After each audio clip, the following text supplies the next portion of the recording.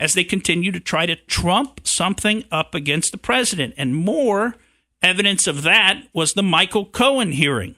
That was just more evidence of them trying to trump something up. And now it's come out that the Democrat leader of the House Intelligence Committee, I wanted to say Senate for a second, but that would have been wrong, of the House Intelligence Committee, Adam Schiff, Congressman Adam Schiff, actually, he and his staff met with Michael Cohen before Michael Cohen's testimony. And you want to know how long they met with him for? For a total of 10 hours. I mean, first of all, can you even imagine how mind-numbing that would be to sit with somebody like Michael Cohen for 10 hours?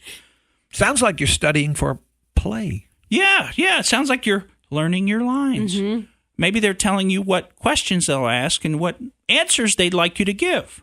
Because a rehearsal. It's a rehearsal. I mean, now look, I have worked with witnesses before testimony. This is a very common thing to do as a lawyer, but I will tell you that it is very hard for me to spend 10 hours with somebody over time. 10 hours. That's a lot of time. That is a lot of time, given the type of testimony he was giving or the circumstances. Does that seem normal or it excessive? Seems excessive to me. Mm-hmm. Now, we don't know how efficient they were with their time. Maybe they really were inefficient in their 10 hours or something. But that seems like enough time that just looks really suspicious. That looks like potentially like coaching. And I just wonder why. I mean, if I'm putting forward a witness, I always want them to not seem like they are coached or not seem like they are beholden to one side. You want the witness to kind of be independent and be truthful, because that affects their credibility. Their ability to do that, to be independent and to be truthful, is really the whole thing. I mean, their credibility is where you decide, do you believe them or not? That's super, super important. So for me, the witness needs to always appear to be credible, appear to be reasonable, appear to be wanting to tell the truth. Now, I also happen to think it's really good if that's also actually the case, because I think it's important when appearances and reality do align in an honest and straightforward fashion. I think that even multiplies the credibility, when they're not just pretending to be independent and pretending to be trying to tell the truth. When they're actually doing, I think that really, really helps things. So in this case, I just can't believe, why wouldn't Adam Schiff have said, if I was Adam Schiff, so let me just break this down and say, well, what does that all mean, Morgan? Well, that means if I was Adam Schiff, I would say, I don't want my staff going to meet with Michael Cohen before his testimony. Why? Because I don't want it to look like we coached him. Whatever his testimony is going to be, it should be. He knows whatever he claims he knows. He's going to say whatever he's going to say, and we should just go in there and ask the questions and let him answer honestly, and don't have the pre-testimony meeting.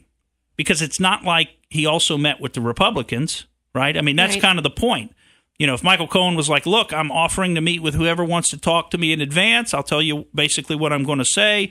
You could tell me what questions you're going to ask, and I'll do this for either party, because this is not a political thing for me. This is about doing the right thing. I mean, isn't that what he tried to say in his opening statement? That this is about, him basically correcting some of the things that he's done in the past. This is not a political hit job against a sitting president. I think we all know better than that. And, before we go to break here, I just want to remind you of the most important thing that Michael Cohen said in the entire Russia testimony. And, folks, this was the president's personal lawyer. If anybody knew about any Russian collusion, it would have been him. Now, what does he have to say? Questions have been raised about whether I know of direct evidence that Mr. Trump or his campaign colluded with Russia. I do not. He doesn't. He doesn't know of any direct evidence. Neither does Andrew McCabe. Neither does anybody that's involved in the entire investigation, because there is no evidence, because there was no collusion. We'll be right back. Thank you for listening to the Morgan Streetman Show. We hope you enjoyed what you heard, and if you did, please click like and subscribe to help us out.